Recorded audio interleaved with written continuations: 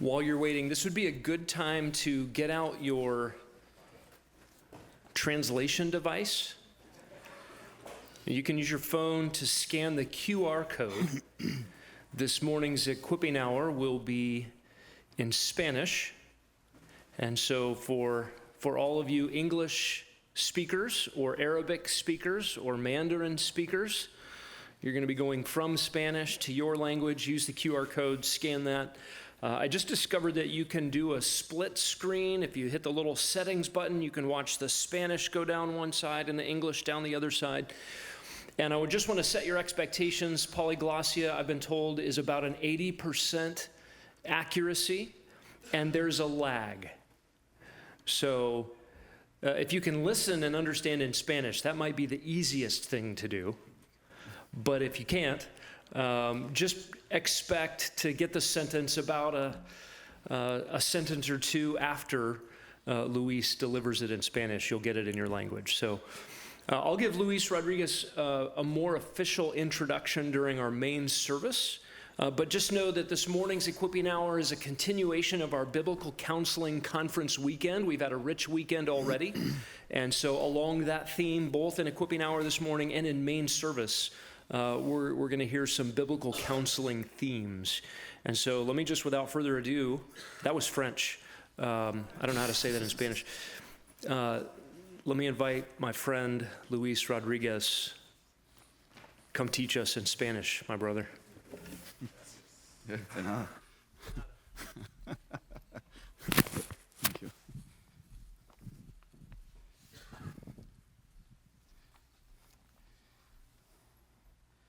I'll just say a word of welcome to everybody in English, and then I'll switch.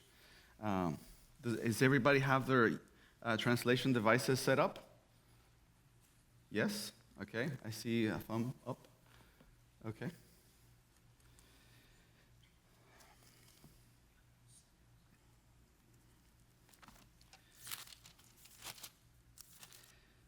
So, voy a pedirle que hablan sus Biblias, por favor, en Romanos capítulo 15, en esta mañana. Romanos capítulo 15. Quisiera empezar con una ilustración que proviene de la naturaleza. Una de las hazañas más dramáticas del reino animal es la migración de un ave que se llama el ganso de cabeza barrada.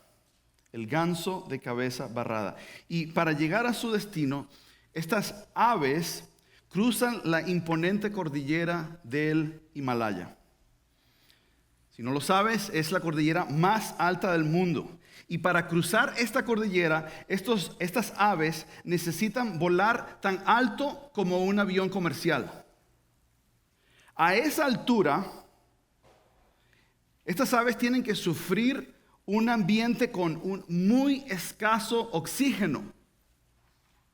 Y no solo eso, sino que es un frío extremo. Y además, a esas alturas y por la cordillera hay vientos extremadamente violentos que suceden de manera súbita.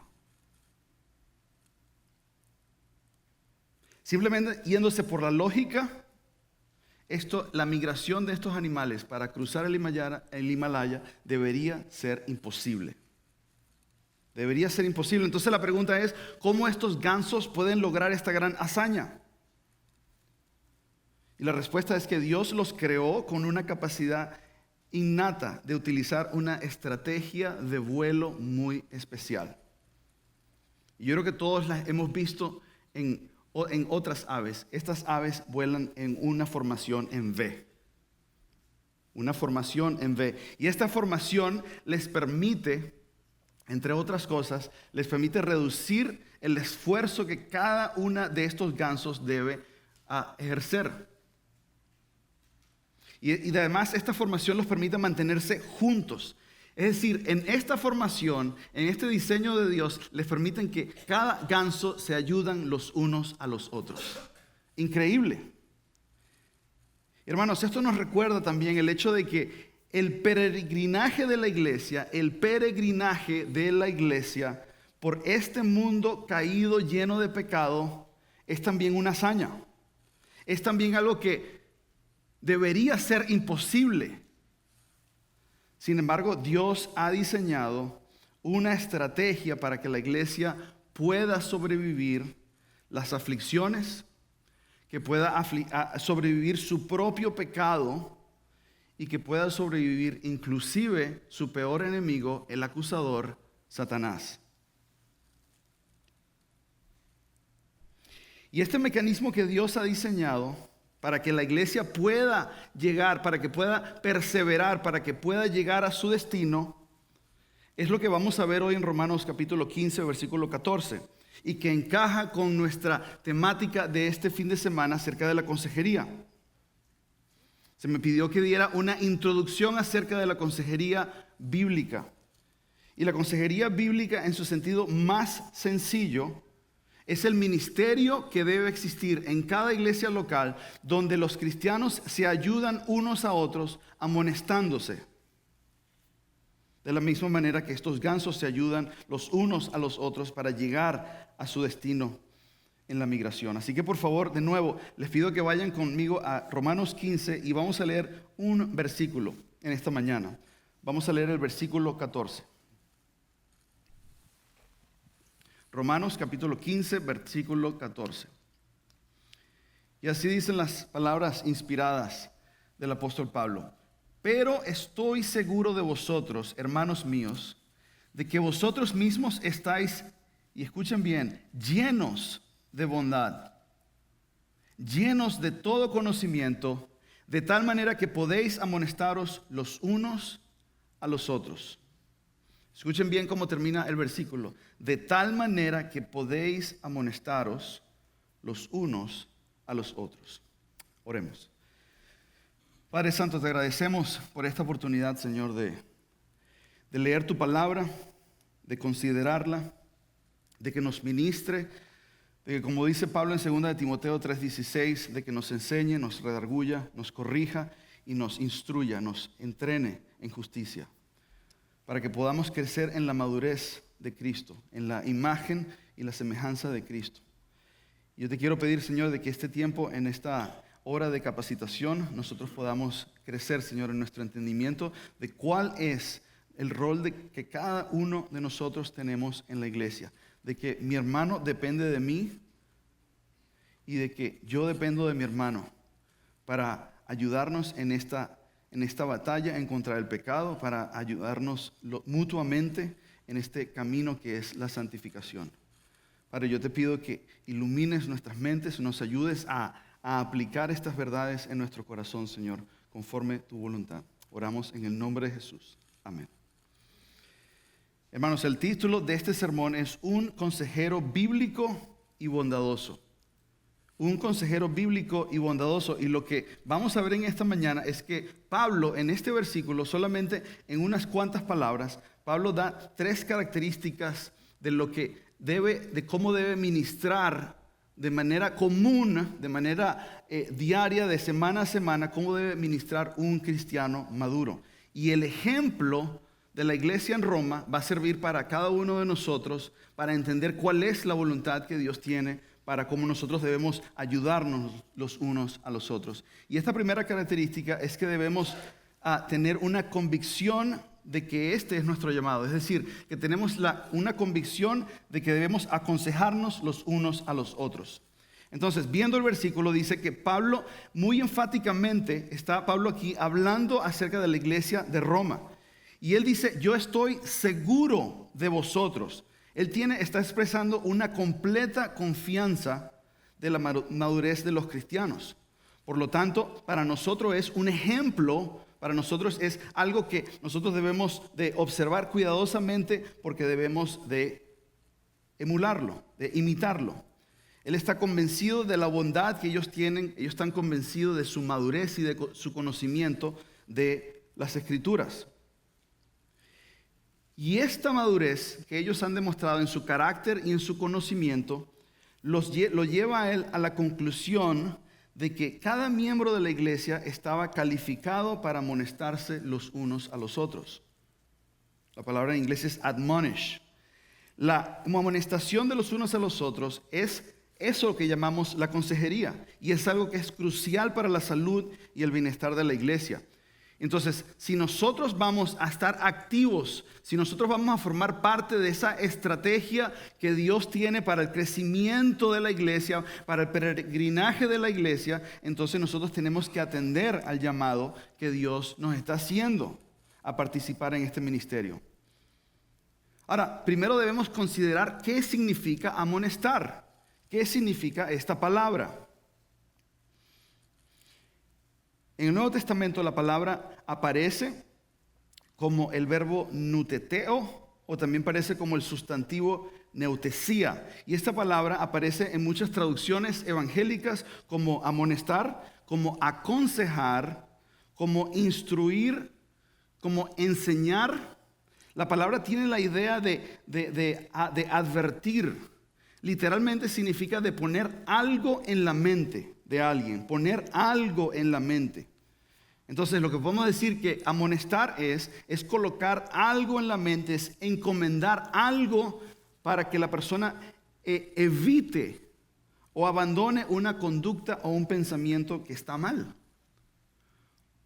Eso es por el lado negativo. Por el lado positivo, entonces amonestar es instruir lo que sí se debe hacer de acuerdo con las Escrituras. Ahora, cuando la Escritura habla de amonestar, no solamente está hablando de un cambio mental, no solamente está hablando de algo intelectual, está hablando de un cambio de toda la vida, de todo el ser. Está hablando no solamente de nuestra mente, pero también habla de nuestra voluntad. Es decir, de nosotros, cómo nosotros tomamos decisiones, de las determinaciones, de las convicciones que tenemos. Y no solo eso, sino que también habla de las emociones. Es decir, cómo nosotros nos sentimos, cuáles son nuestros afectos. Entonces, como el resultado de la amonestación, todos estos aspectos del carácter de una persona, de la vida de una persona, deben cambiar. Quizás sería bueno hacer un ejemplo para ilustrar. Seguro se acuerdan de cuando David traicionó o cometió adulterio con Betsabé. Y traicionó y conspiró en contra de Urías, el esposo de Betsabé.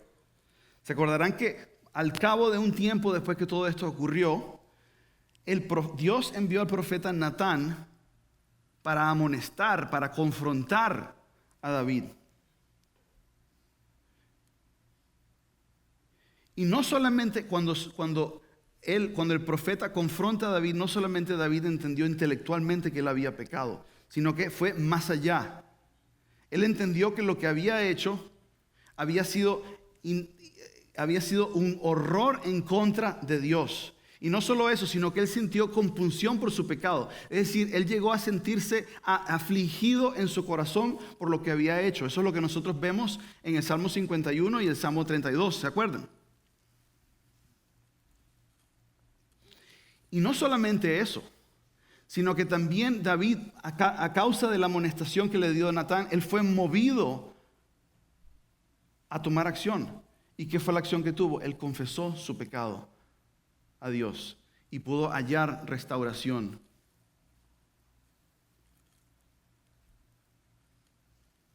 Entonces a esto se refiere, a manera de ilustración, lo que es la amonestación, lo que nosotros podríamos llamar la consejería en su aspecto más sencillo, más básico, más fundamental. Y ahora, la pregunta que entonces nosotros nos debemos hacer a la luz de este versículo en Romanos es: ¿quién está encargado de este ministerio?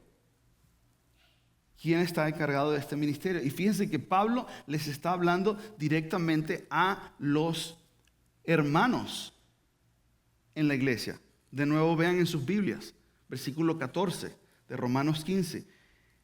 Después de haber expresado su confianza en la iglesia, acerca de la madurez de la iglesia, él dice: pero estoy seguro de vosotros, hermanos míos. Fíjense que él no se está dirigiendo directamente a los pastores. Él no se está dirigiendo directamente a un grupo especializado dentro de la iglesia que se encarga de la consejería. Él está diciendo: hermanos míos.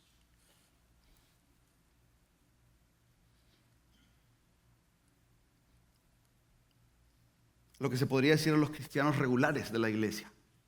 Ahora, no quiere decir esto que los pastores y los líderes de la iglesia, los ancianos, no hagan amonestación. Por supuesto que sí. Pero en su sentido más fundamental, este ministerio es para todos y cada uno de la iglesia. ¿Se acuerdan el ejemplo de la migración de los gansos? En esa formación de B, en la punta, hay un ganso que está trabajando más duro que los demás, pero todos están trabajando. Cada uno de ellos son indispensables. Y este es el patrón que nosotros vemos en el Nuevo Testamento. Yo quisiera que tú vinieras conmigo a Colosenses para que pudieras observar conmigo en Colosenses capítulo 1 este patrón de cómo funciona la amonestación y quién está encargado de hacer la amonestación. Entonces vemos en Colosenses capítulo 1, versículo 28.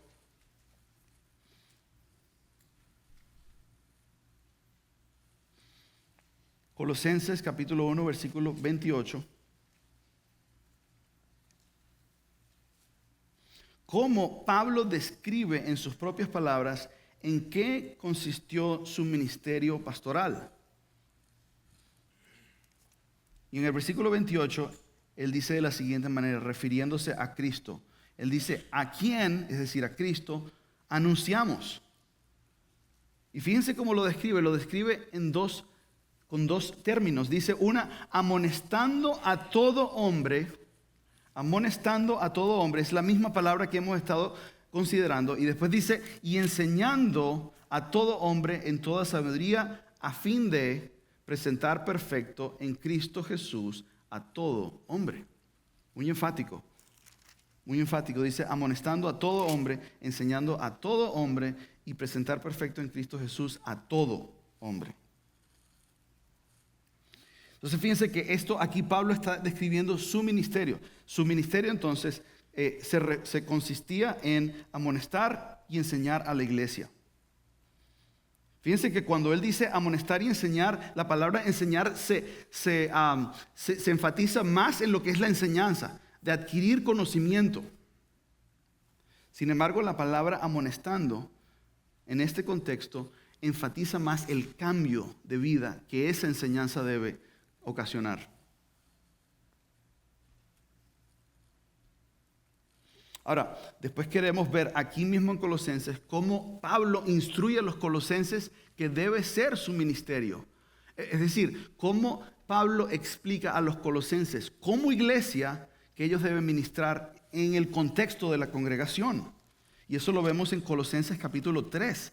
Versículo 16. Ya Pablo no está hablando de su propio ministerio, sino que él ahora está dando instrucciones de cómo la iglesia debe funcionar en la vida eclesial. Y en Colosenses capítulo 3, versículo 16, Pablo dice lo siguiente: la palabra de Cristo more en abundancia en vosotros. Y dice, enseñándoos y exhortándoos unos a otros en toda sabiduría, cantando con gracia en vuestros corazones al Señor, con salmos e himnos y cánticos espirituales.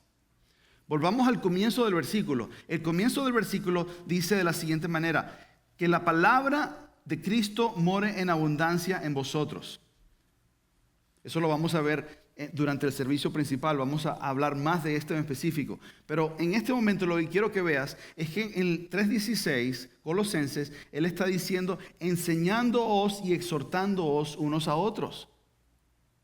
Esa es la labor del cristiano.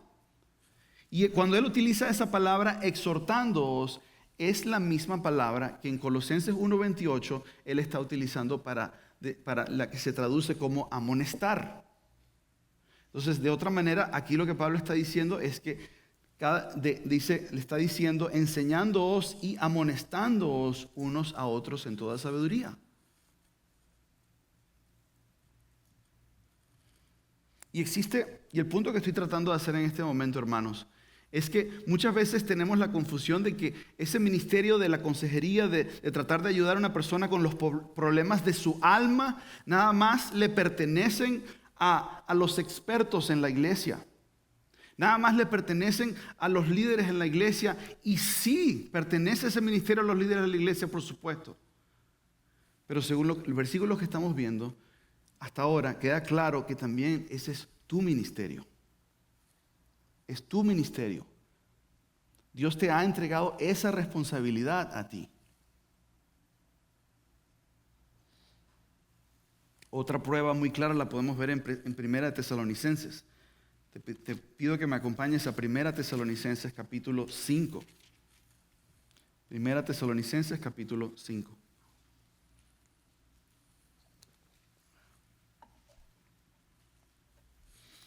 Por aquí vemos que Pablo, en Primera Tesalonicenses capítulo 5, y vamos a leer a partir del versículo 12, vemos otro ejemplo en cómo funciona este ministerio de la consejería en la iglesia local.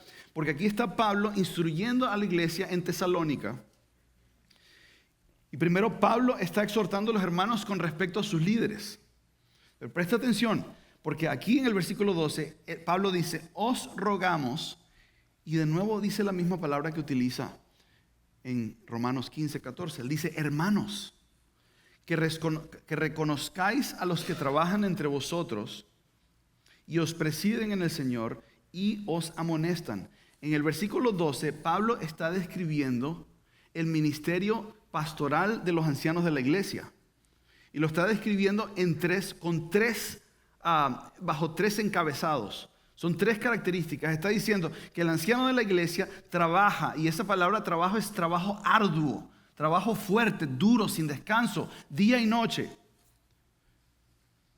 Y dice, entre vosotros son los pastores que están dentro del rebaño. Y dice, y os presiden el Señor. La palabra presiden es la misma palabra que se utiliza para referirse al anciano, presbúteros. Y fíjense la tercera descripción que hace acerca del ministerio de un anciano y un pastor. Y está al final del versículo, dicen, y os amonestan. La misma palabra, nuteteo. O sea, aquí está Pablo reconociendo que está dando por sentado que eso es lo que hacen los pastores. Y quizás si nosotros nos quedamos y nada más leemos versículo 12, decimos, ve, eso es ministerio nada más para los pastores. Pero si nosotros seguimos leyendo hasta el versículo 14, y ve en tu Biblia para que veas lo que encontramos. Pablo dice, también os rogamos. Dice, pastores. No. Dice, también os rogamos, hermanos. Se está refiriendo a la iglesia. Y dice, también os rogamos, hermanos, que amonestéis a los ociosos, que alentéis a los de poco ánimo, que sostengáis a los débiles y finalmente que seáis pacientes con todos. Entonces vemos que en el mismo pasaje Pablo está hablando acerca de la amonestación como parte del ministerio de un pastor, de los ancianos de la iglesia, pero a la misma vez es el ministerio de los miembros de la iglesia.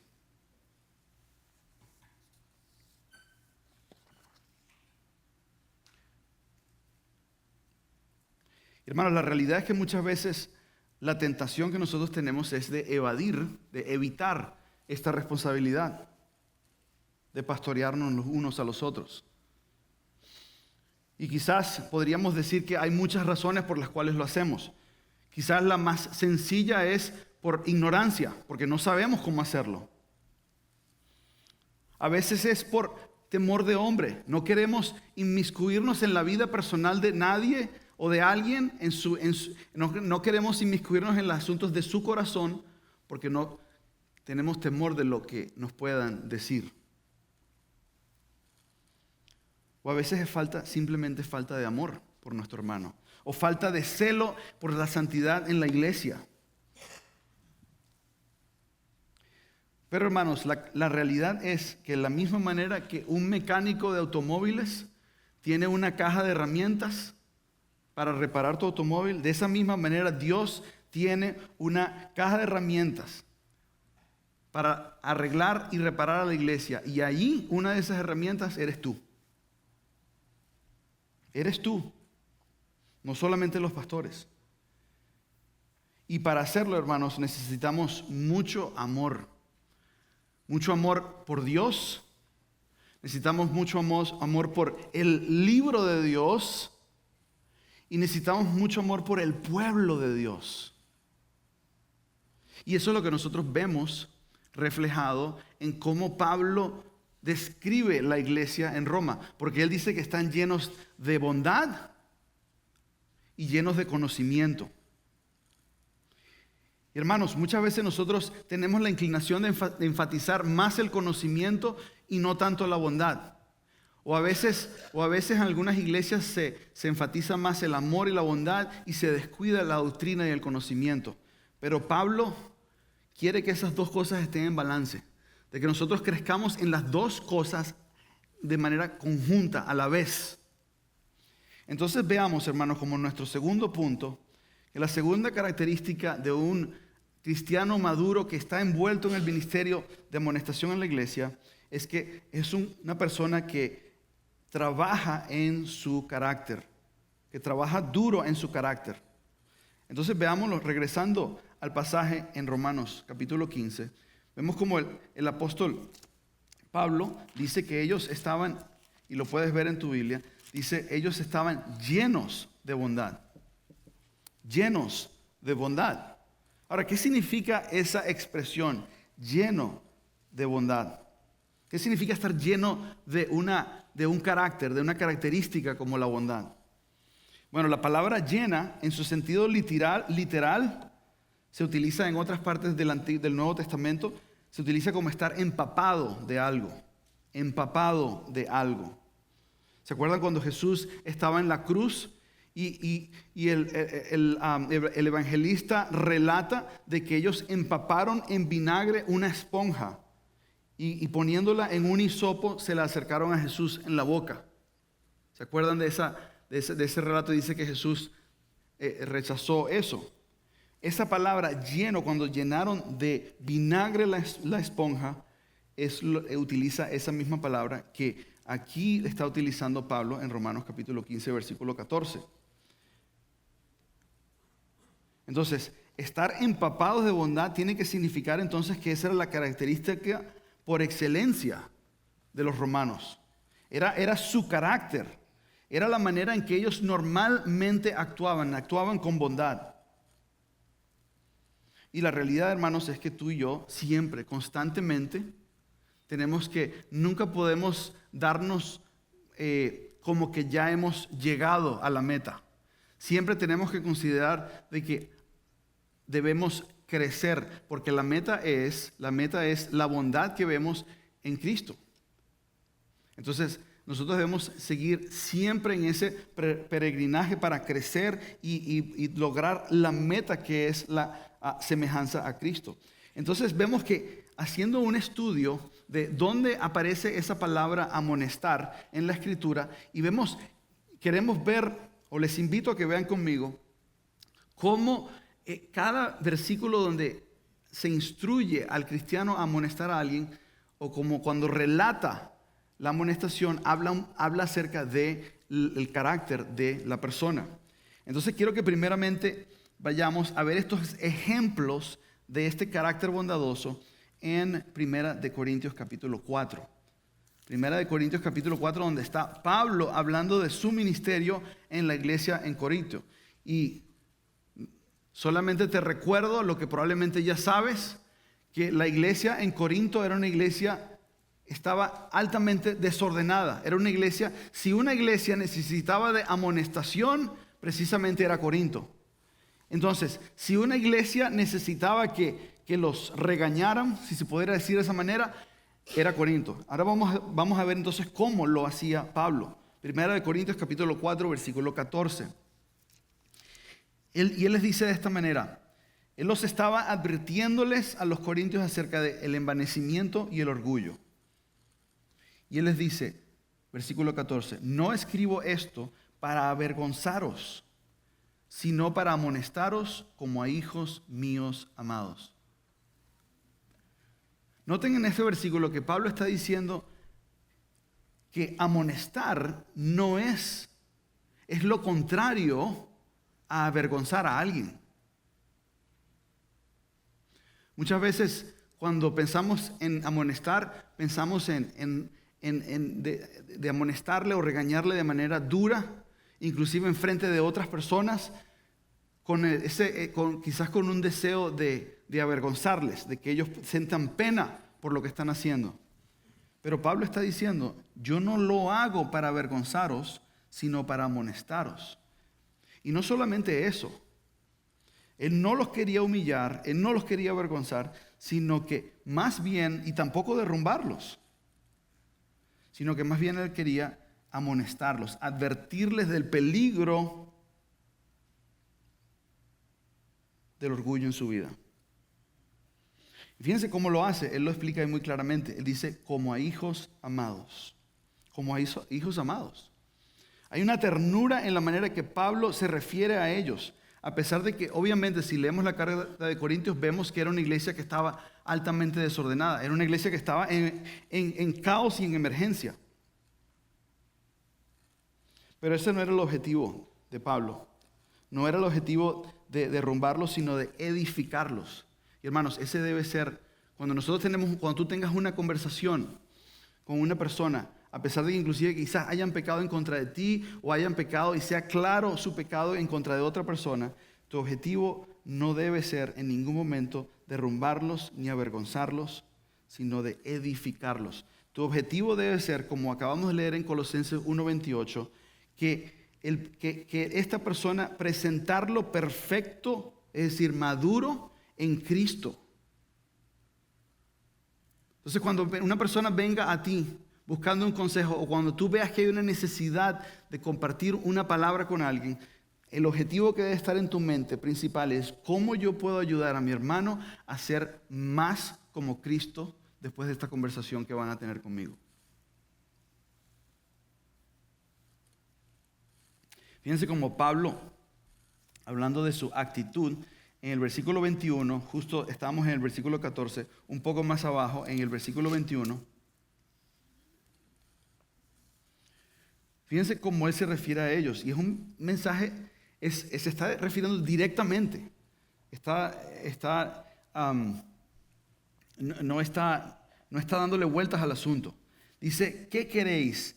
¿Iré a vosotros con vara o con amor y con espíritu de mansedumbre? Considera lo que está sucediendo acá.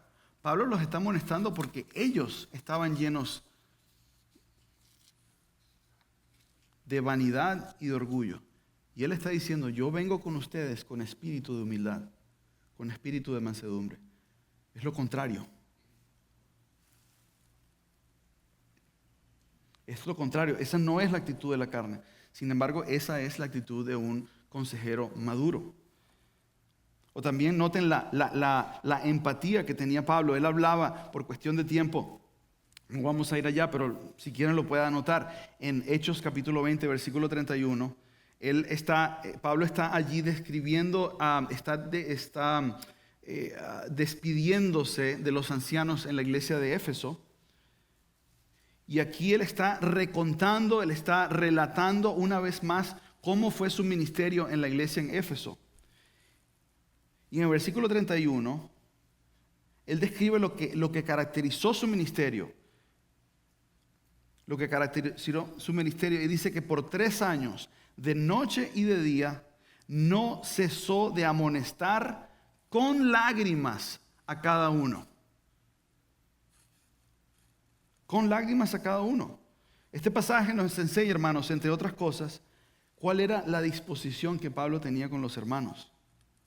Él dice que los amonestó con lágrimas.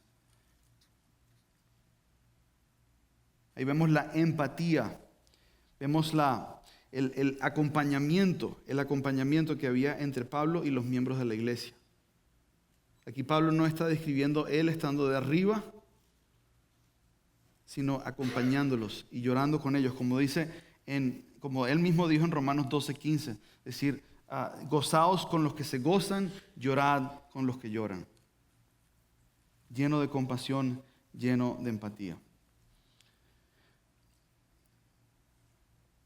Entonces, no solo se necesita empatía, no solo se necesita entender el objetivo de la consejería, la humildad, etcétera, sino también se necesita paciencia.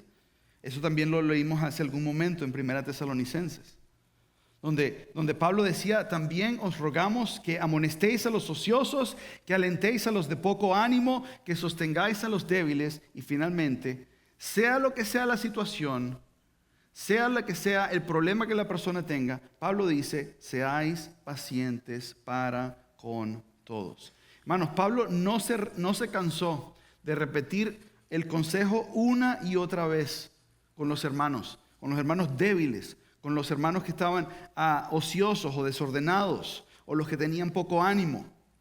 Sino el trabajo de un cristiano maduro que quiere aconsejar es de repetir una y otra vez el consejo sin frustrarse, recordarle a la persona las verdades de la Escritura, de apuntarle a Cristo con la esperanza de que un día Dios va a hacer la obra en esa persona. Yo creo que muchas veces nosotros damos el consejo una o dos veces y decimos, ya, mis manos están libres de la sangre de este hermano. Pero yo no creo que esa haya sido la actitud de Pablo. No creo que esa haya sido la actitud de Pablo. Entonces, hermanos, yo quiero pedirte que a la luz de los ejemplos que hemos visto, que consideres tu carácter. Aprovecha hoy esta oportunidad que tienes, esta oportunidad que tenemos juntos hoy, de pensar acerca de la oportunidad de tu condición. ¿Se acuerdan que hablábamos que la iglesia en Roma estaba llena, estaba empapada de bondad como una esponja? Si tú fueras una esponja, vamos a decirlo de esta manera, si tu corazón fuera una esponja y alguien te apretara tu corazón, ¿qué saldría? ¿Saldría esa bondad a la que se refiere Pablo acerca de los romanos? ¿Saldría orgullo? ¿Saldría humildad? ¿Saldría el deseo de edificar a tu hermano o de derrumbarlo? ¿Saldría un espíritu de compasión o saldría de tu corazón indiferencia? ¿Saldría paciencia o saldría frustración? Hermano, yo no sé tú, pero yo veo mi propio corazón y yo llego a la conclusión de que si somos honestos, nosotros tenemos que llegar a la conclusión de que todos nos falta mucho camino por recorrer para ser bondadosos de la manera que la Escritura nos manda a ser bondadosos. Ahora, si tú estás en Cristo, debes recordarte que Dios mismo te mostró su bondad para ti. Hubo un tiempo en la vida en que tú estabas sin la gracia de Dios, de que tu corazón estaba completamente lleno, no de bondad, sino de maldad. De que estaba lleno de toda inmundicia. Pero gracias a Dios, que como dice Pablo en 2 Corintios 5:17, que si alguno está en Cristo, nueva criatura es. Dice Pablo, las cosas viejas pasaron, he aquí todas cosas son hechas nuevas. Hermanos, no te olvides de esto. Yo digo, permite que la Escritura te redarguya. Permite que la Escritura te aflija tu corazón, pero también permite que la Escritura te recuerde las promesas en Cristo. Entonces dependamos del Espíritu Santo, porque el Espíritu Santo tiene un fruto en la vida del cristiano, y ese fruto es amor, gozo, paz, paciencia, benignidad. Esa es la palabra benignidad. Dice bondad, fe, mansedumbre y templanza. Entonces, hermanos, hemos visto 3 características de un cristiano maduro. La primera, un cristiano maduro que quiere participar, que está al tanto, que está convencido de que debe participar en el ministerio de los unos a los otros. Uno, tiene esa convicción, siente el peso de su responsabilidad. Número 2, es una persona que está creciendo, está preocupado por su carácter, de crecer en su carácter. Y número 3, vemos en Romanos 15:14 que es un cristiano que está lleno de conocimiento. Entonces, podríamos decirlo de esta manera, el cristiano maduro es el que quiere mejorar en su conocimiento bíblico para aconsejar a otros. Porque la realidad es que nosotros todos aconsejamos, todos tenemos conversaciones con nuestros hermanos en Cristo. Pero la pregunta más clave es, no si aconsejamos, sino que cuando aconsejamos, ¿qué utilizamos? ¿Utilizamos la palabra de Dios o utilizamos nuestras propias ideas? Entonces aquí vemos como Pablo está reconociendo que la iglesia de Roma estaba doctrinalmente firme. Doctrinalmente firme. ¿Y cómo luce una persona que es doctrinalmente firme en este contexto? Bueno, una persona que está doctrinalmente firme, que está llena de conocimiento, está descrita entre otros pasajes, pero es un pasaje que ya vimos en Colosenses 3:16. Porque allí dice, la palabra de Cristo more en abundancia en vosotros. Piensa en eso. La palabra de Cristo more en abundancia en vosotros. Lo que esto quiere decir, hermanos, es que este versículo describe a una persona que enseña y exhorta a otros hermanos porque la palabra de Cristo abunda en ellos. Es decir, la palabra de Cristo controla la vida de ese cristiano. Es decir, es una persona, como dijo un autor, es una persona que ha aprendido con los años a resolver sus problemas, sea su problema de ansiedad, sea su problema de enojo, sea su problema de depresión, sea lo que sea, es una persona que ha logrado resolver sus problemas de su alma con su Biblia abierta. Con su Biblia abierta. Y la verdad es que muchos batallamos con problemas. Y ese conocimiento de la doctrina debe llevarnos a ser capaces de sobrepasar esos problemas del alma.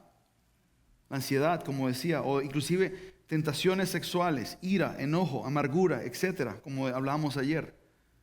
Pero el cristiano maduro ha podido tratar con su pecado.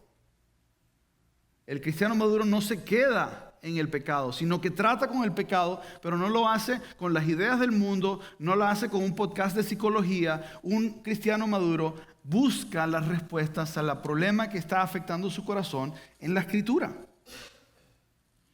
Y según lo que vemos aquí en Romanos 15:14, esto es lo que califica más fundamentalmente a una persona a ser capaz de aconsejar a otra persona. ¿Me escuchaste lo que dije? Si una persona ha aprendido a sobrepasar sus problemas del alma con el libro abierto, esto y nada más esto es lo que Pablo describe como la calificación para poder amonestar a otras personas. Ahora, yo reconozco que hay algunas personas que son más maduros que otros.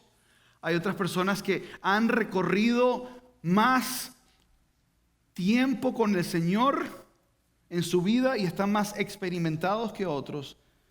Pero Pablo aquí no está hablando acerca de tener un diploma. Pablo no está hablando aquí de tener una certificación, aunque esas cosas puede que sean útiles. Pero lo que Pablo está hablando aquí es de una madurez experimental. Es de vivir la vida tomado de la mano de Dios a la luz de la Escritura. Ahora, ¿quiere decir que un diploma en un seminario, que una certificación de una organización no sea útil? Son útiles siempre y cuando esa educación apunte a las Escrituras, sin ninguna contaminación de las filosofías del mundo. Pero de nuevo quiero enfatizar una vez más que esto no es lo que está hablando Pablo. Pablo está hablando acerca de la madurez. Y fíjense que también muchas veces el momento en que uno pronuncia la palabra consejería, muchas personas inmediatamente piensan un consejero. Un consejero psicólogo o un psiquiatra. Piensan en pastillas, piensan en un profesional. Pero esto no es lo que está hablando Pablo. Hace 2000 años la psicología no existía. Lo que sí existía, Freud todavía no había nacido en ese tiempo. Pero lo que sí existía en ese tiempo eran doctrinas mundanas. Y Pablo está protegiendo eso porque cuando él habla de lleno de conocimiento, no está hablando del conocimiento del mundo. Él está hablando del conocimiento cimentado en el Evangelio. ¿Se acuerdan que si consideramos ahorita, en esta iglesia están considerando el libro de Romanos, o lo han considerado en el pasado? Es un libro que está lleno de conocimiento, lleno de doctrina.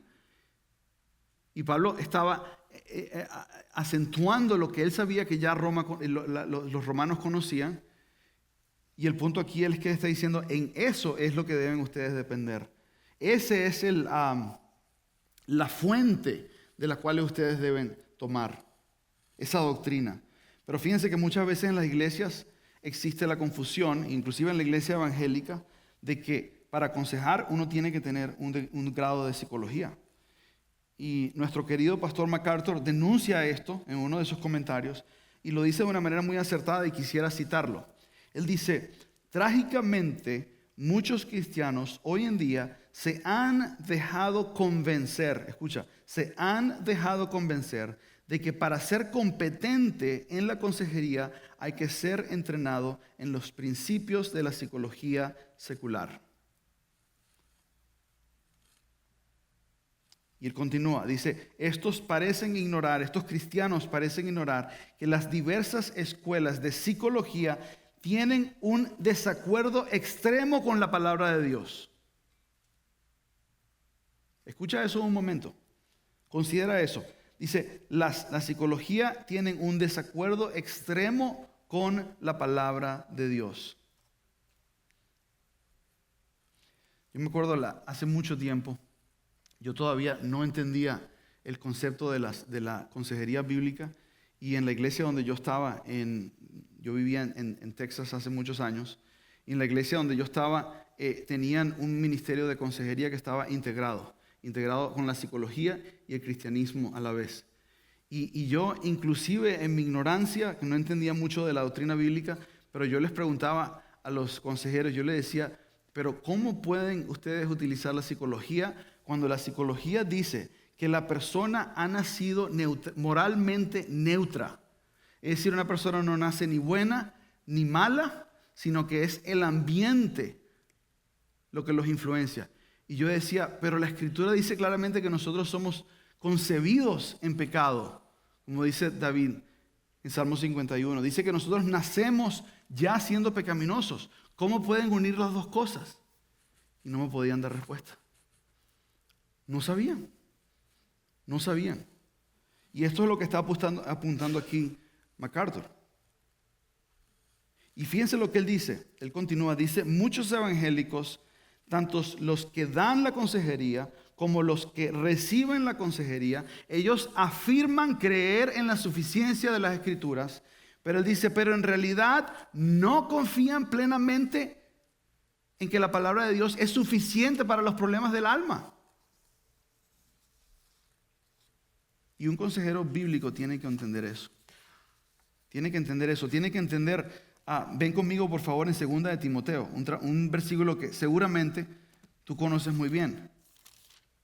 Pero es un versículo que para nosotros debe ser cardinal, debe ser fundamental. Debe estar siempre en nuestra visión. 2 de Timoteo, capítulo 3, versículos 16 y 17.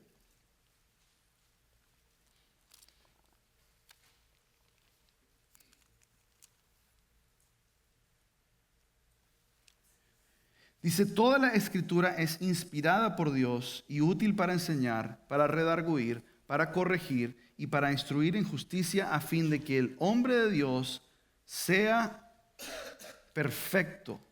Y fíjense lo que dice. Aquí hay una frase que nos indica que la Escritura es suficiente para todo lo que Dios necesita. Es más, a todo lo que Dios ha destinado a que tú y yo hagamos. Fíjense lo que dice. a fin de que el hombre de Dios sea perfecto, es decir, maduro, enteramente preparado para toda buena obra. Te recuerdo que el hecho de que el hecho de que tú existes, el hecho de que tú naciste y viniste a este mundo, el hecho de que Dios, si tú estás en Cristo, si tú te has arrepentido de tus pecados, si tú has confiado en la obra completa de Jesucristo en la cruz y su resurrección, Él te salvó para que tú hagas buenas obras. Y son buenas obras que Él ha determinado desde antes de la fundación del mundo para que tú las hagas. Y lo que está diciendo este versículo en 2 Timoteo 3, 16 y 17 es que las escrituras inspiradas, los 66 libros de la Biblia, son suficientes para entrenarte y capacitarte para que tú puedas hacer esas obras para las cuales Dios te salvó. Fíjense que dice enteramente preparado. No dice parcialmente preparado, ¿verdad? No dice meramente preparado, dice enteramente preparado. Y pensando en esta realidad gloriosa de que la Escritura es suficiente, podemos y debemos también pensar en Hebreos capítulo 4, versículo 12, donde vemos un aspecto distinto, pero también fundamental y glorioso acerca de la suficiencia de la Escritura. Donde dice lo siguiente, Hebreos capítulo 4, versículo 12. Porque la palabra de Dios es viva y eficaz y más cortante que toda espada de dos filos. Y escucha bien lo que voy a decir en este momento, lo que voy a leer. Dice, y la palabra de Dios penetra hasta partir el alma y el espíritu, las coyunturas, los tuétanos, y discierne los pensamientos y las intenciones del corazón. Lo que este versículo está explicando, hermanos, es que las Escrituras, si tú quieres saber, si tú quieres entender los pensamientos y las intenciones de tu corazón, que Jeremías 17:9 dice que son más engañosos que todas las cosas, si tú quieres lograr entenderlos para poder resolver los problemas de tu alma y ayudar a tu hermano, lo único que puede llegar a esa profundidad es la palabra de Dios. Lo único.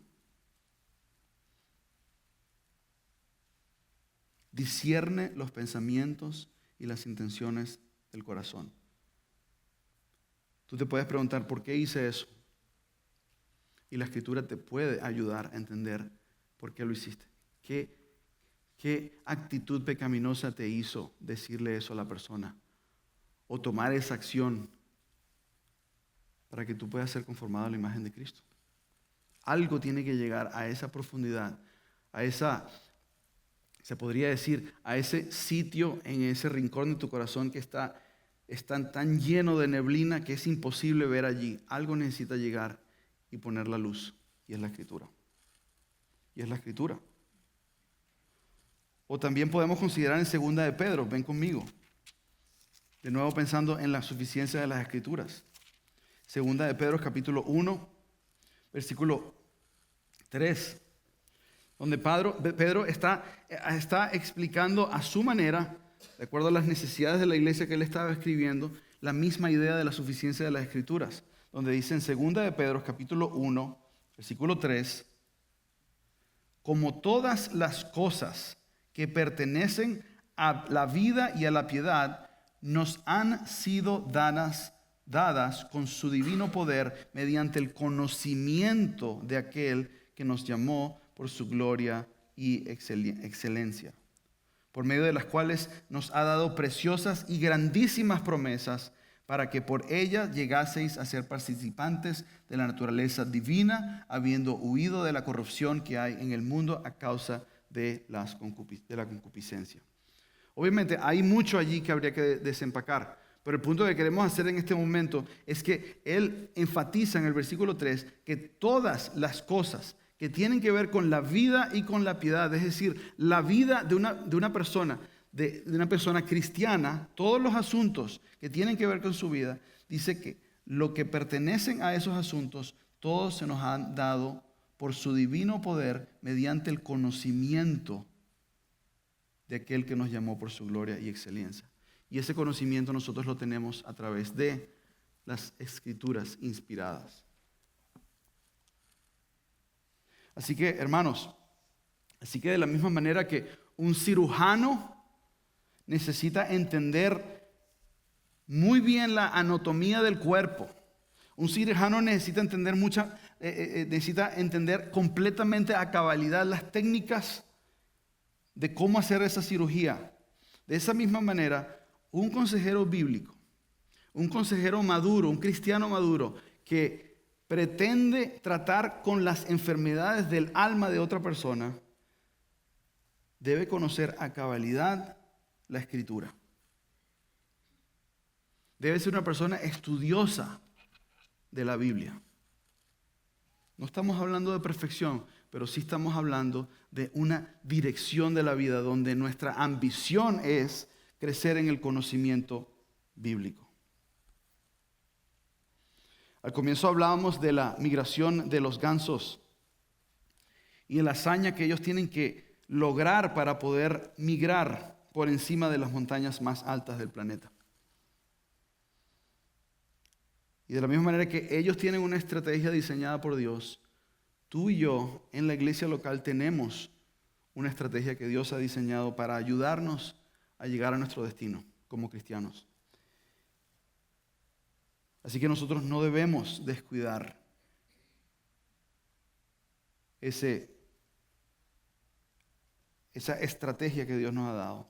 No debemos huirle por cuestión de miedo, por cuestión de temor de hombre, por cuestión de ignorancia. No. El ejemplo de Roma nos enseña a buscar, a crecer en nuestro carácter, de aprender a ser pacientes, aprender a ser bondadosos, de aprender a tratar con nuestros hermanos y ayudarles. De la misma manera que los gansos se ayudan y son indispensables los unos de los otros. Y el ejemplo de Roma también nos enseña a que nosotros debemos dedicarnos a la enseñanza de nuestros ancianos y nuestros pastores para crecer en ese conocimiento bíblico. Para crecer en ese conocimiento bíblico, para que nosotros podamos llegar a esa madurez y esa conformidad a Cristo. Ese es el diseño que Dios tiene. Él ha dado pastores y maestros a la iglesia, no para que ellos hagan toda la obra del ministerio, sino que ellos ha dado, según Efesios 4:12, Él ha dado a los pastores como regalo, como un don a la iglesia, para edificar a la iglesia, para equiparlos a la obra del ministerio. Y un ministerio clave es el ministerio de la amonestación los unos a los otros. Así que, hermanos, nuestro llamado al ver el ejemplo de Roma es a fajarnos, a trabajar duro en crecer en nuestro conocimiento. Es decir, llegamos a la iglesia un domingo, no solamente a sentarnos y a escuchar un sermón y ya decir, qué lindo el sermón y me fui, sino de tomarlo a pecho, de estudiar el sermón, de buscar las escrituras y de escudriñar las escrituras para aprender y profundizar en lo que se ha predicado. De dedicarnos a eso, de no desaprovecharlo, de no malgastar ese tiempo que tenemos aquí siendo instruidos en la iglesia. Y yo creo, hermanos, que eso va a ocasionar en nosotros un deseo ardiente de estudiar más y más nuestras Biblias. Y fíjense, el punto aquí no es de crecer en el conocimiento para yo vivir una vida mejor. El punto aquí es, aunque eso es verdad, el punto que estamos haciendo en este momento es crecer en nuestro conocimiento y en nuestro carácter para ayudar a otra persona con los problemas de su alma. Hoy hay aquí un hermano que está dependiendo de ti para ser confrontado amorosamente por su pecado. Y él necesita que tú con humildad le ofrezcas un consejo sabio que venga de la Escritura para llenarlo de aliento, para demostrarle compasión y paciencia, pero con el libro abierto, de advertirle del peligro en que se encuentra, para instruirle en el camino que debe recorrer.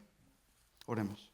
Padre, te agradecemos, Señor, por tu palabra. Te agradecemos que tu diseño para la iglesia local es perfecto, es precioso, es admirable.